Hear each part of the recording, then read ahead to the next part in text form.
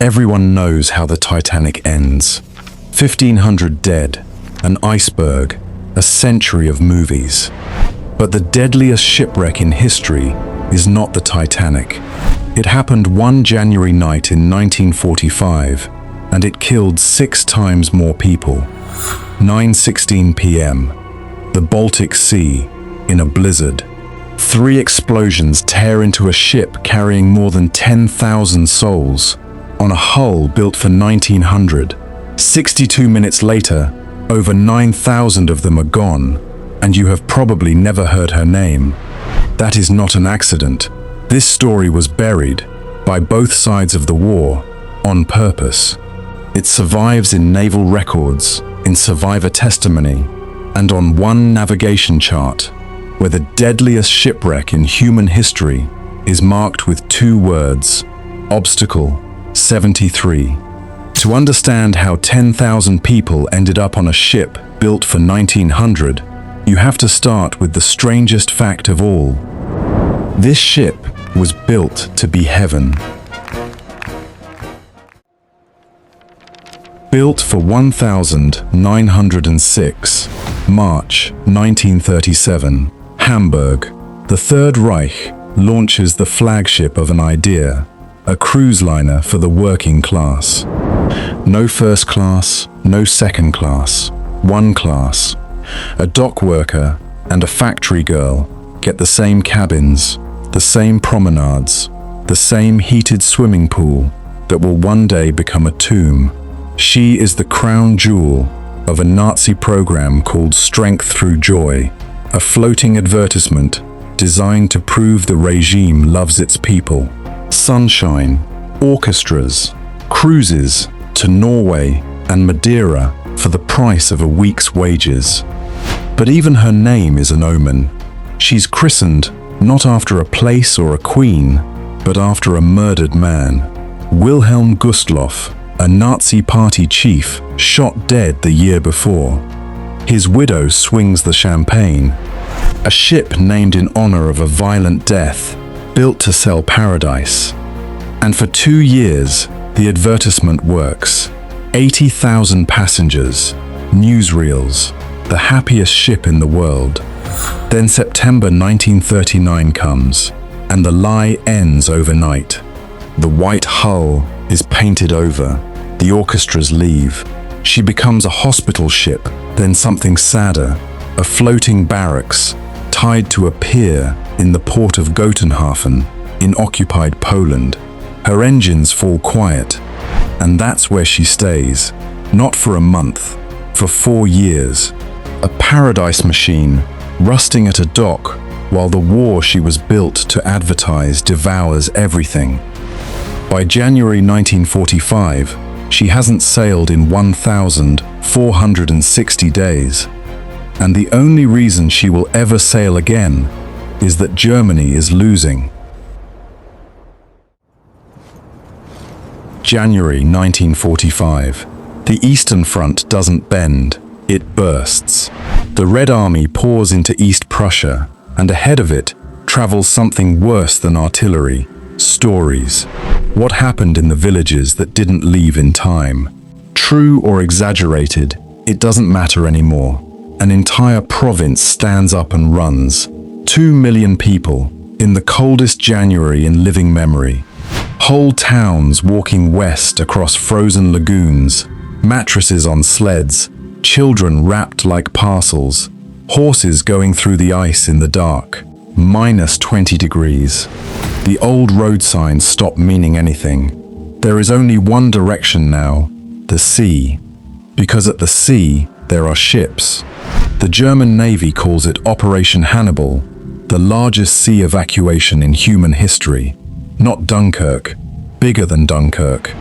Over 1 million people will be carried out of the trap by water, and waiting at the pier in Gotenhafen, pressed back into service after 1,460 days of rust, is the biggest ark they have, the Paradise ship. Now stand on that pier for a moment. You're a mother.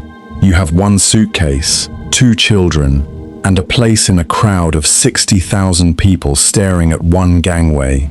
Behind you, The guns are getting closer every night.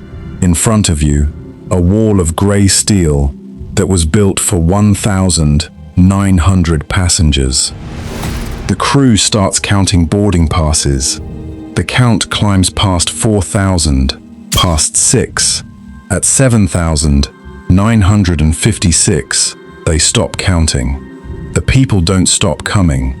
They pack the drained swimming pool, the corridors, the card rooms, the sun decks, the hold. Even as she casts off at midday on January 30th, a steamer comes alongside and transfers 600 more.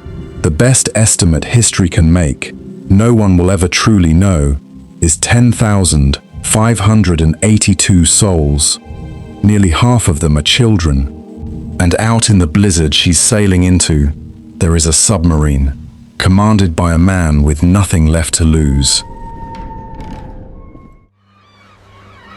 Departure day, 10,582 souls, and on the bridge, no one is in charge.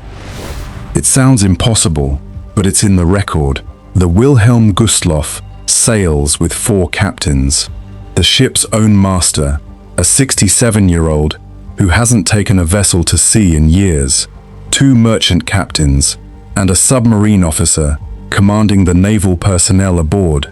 4 men, 4 opinions, 1 bridge, and the Baltic in January, waiting to punish whichever one of them is wrong. They argue about everything. The shallow coastal route is safer from submarines, but it's sown with mines. The deep water channel is swept clear of mines, but it's exactly where submarines hunt. They take the deep water. They argue about speed. Her old engines, 4 years cold, can barely make 12 knots, and their escort, planned as a screen of warships, has shrunk to precisely 1 aging torpedo boat, the Lurver, because the second escort sprang a leak and turned back. Then, at 6 in the evening, comes the message that history still cannot explain. A signal reaches the bridge. A convoy of German minesweepers is approaching, head-on, through the dark, and a collision at sea, at night, in a blizzard, with 10,000 aboard. That is a certain catastrophe. So the senior captain gives an order that sounds completely reasonable. Turn on the navigation lights. Here's the problem. No minesweeper convoy ever appeared, and after the war, no radio operator, on the Gustloff, on the Lurver, anywhere, ever admitted sending or receiving that message. A misunderstanding, a ghost signal, or sabotage. To this day, nobody knows. So be honest with me in the comments. You're the captain. Total darkness risks ramming your own convoy with 10,000 souls aboard. Lights risk being seen by everything hunting beneath the water. There is no third option. Do you turn them on? He turned them on, and 20 miles away, in the blizzard, a periscope found a ship lit up like peacetime. 7 p.m., 20 miles away. In the conning tower of Soviet submarine S-13 stands a captain who should not, by rights, even be at sea. Alexander Marinesko is 32 years old and 1 signature away from a court-martial. Over New Year's he vanished. 3 days absent without leave in a foreign port, a bottle in one hand and his career in the other. The Soviet Navy in 1945 shoots men for less.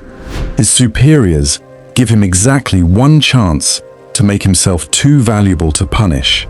Take your boat out and come back with something. For 19 days, the Baltic gives him nothing.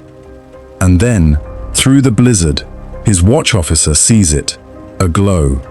Not a shadow, not a silhouette, running lights, in a war zone, moving slow and heavy to the west. A ship the size of a city block, lit up like peacetime. What Marinesko does next is either brilliant or insane, and his own crew can't tell which. He doesn't submerge. He stays on the surface, in the snow, where no sonar can hear him, and for 2 full hours he stalks her. Then the move nobody expects.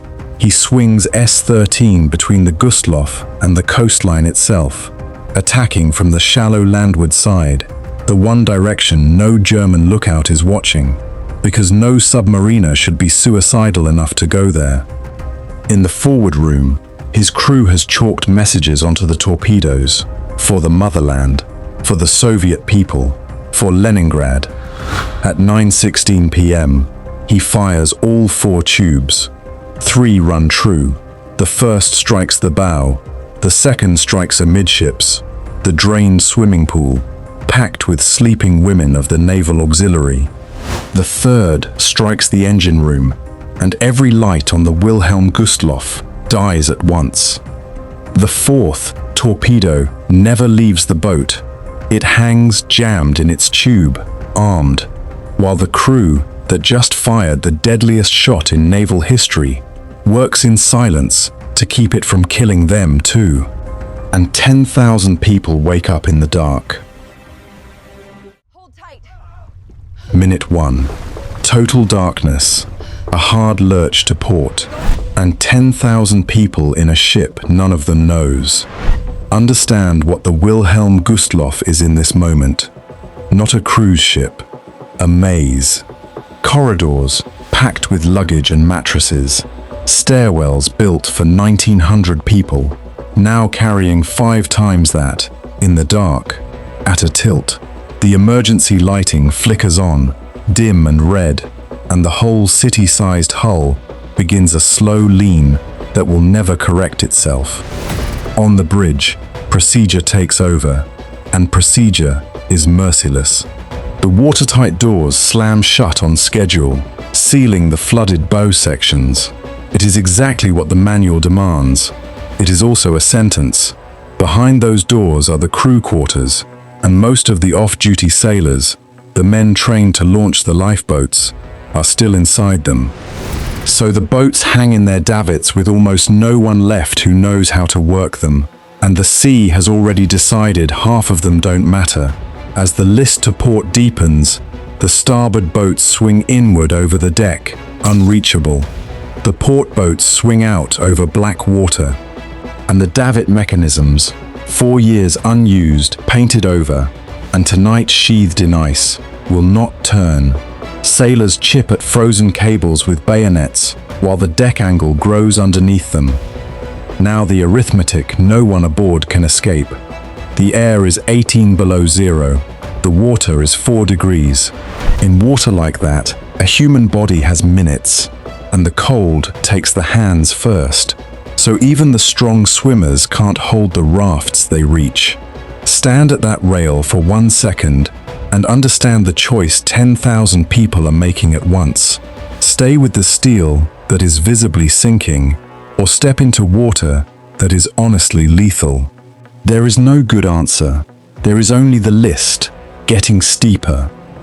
Alongside, one small torpedo boat, the Löwe, does the work of a fleet, hauling the frozen out of the swell by lantern light until her decks can hold no more. At 10:18 p.m., 62 minutes after the torpedoes, the Wilhelm Gustloff rolls onto her side and goes down by the bow, her stern rising black against the snow. Minute 62, she was gone. Dawn, January 31st. The blizzard has spent itself. A German dispatch boat noses through drift ice and debris, looking for anything left to save, and finds one last lifeboat, riding low, silent, its passengers stiff beneath a shell of frost. A chief petty officer named Werner Fisch climbs down into it anyway, and buried in the middle of that frozen silence, wrapped so deep in blankets that the cold never fully reached him, he finds a baby boy, alive, the last survivor of the Wilhelm Gustloff, pulled from a boat of the dead by a man who will not hand him to an orphanage. Fisch adopts him. Of the 10,500 who sailed, 1,000, 239 are saved, and the youngest of them will grow up never remembering the night at all. You would think a story like this becomes famous. Instead, both empires bury it for opposite reasons. Germany cannot mourn it. The ship carries a Nazi's name. The country that emerges from the rubble has no way to grieve 9,000 people aboard a vessel christened by the regime itself. The survivors scatter and learn to answer questions about that winter with silence. And the Soviet Union buries its own victory. Alexander Marinesko, who has just delivered the deadliest torpedo attack in the history of naval warfare, comes home not to a medal ceremony, but to the old file, the drinking, the absence. Within months, the Navy discharges him with a verdict that follows him to his grave, not suitable to be a hero.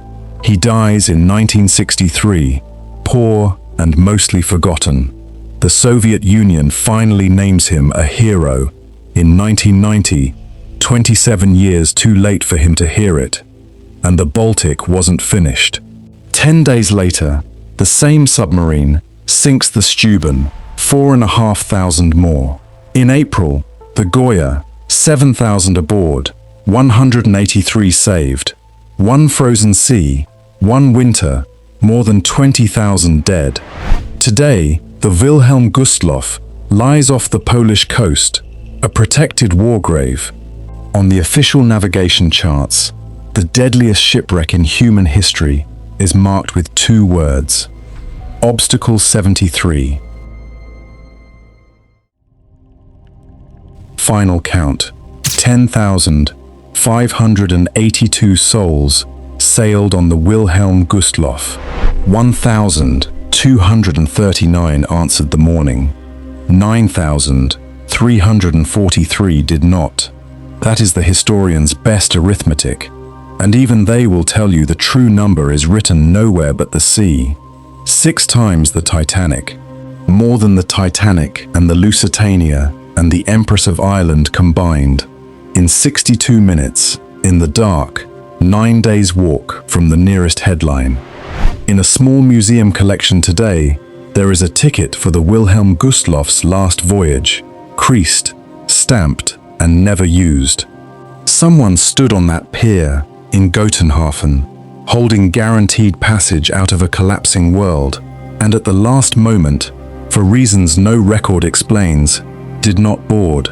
There is no name on the ticket, just the date, January 30th, 1945, the luckiest piece of paper of the 20th century. And here is the thing this story leaves you with. The sea does not rank its dead. It took the Titanic's 1,500 and the Gustloff's 9,000 with the same indifference, the same cold, the same hour of the night. The ranking came afterward, from us. One ship got the films, the books, the memorials, the immortality.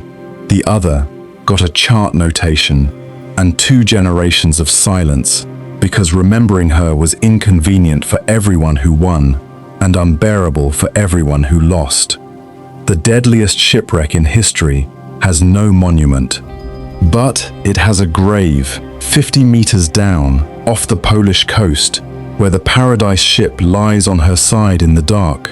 Obstacle 73, while the Baltic rolls on above her, flat and grey and telling no one. The sea keeps every story. It's only people who choose which ones to tell.